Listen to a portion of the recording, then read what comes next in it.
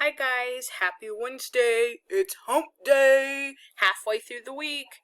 So today is pretty simple. I did do something different. So the first thing that you are going to do today is click on Hyperbole Notes.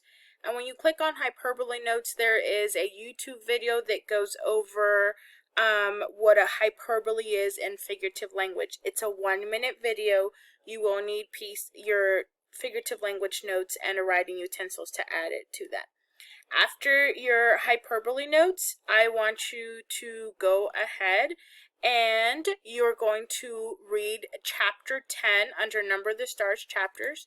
So if you click on chapter 10, you can either A, read it on your own or with your family, or listen to my wonderful Beyonce voice that I know you guys have grown so accustomed to. 8 videos, it's a pretty short chapter.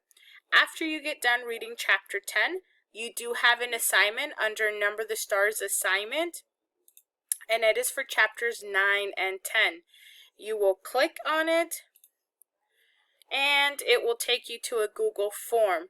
The first couple questions where you see the drop-down boxes, you are putting events in first event, second event, third event, fourth, fifth event, which is chronological order. So you're putting events in sequence, okay?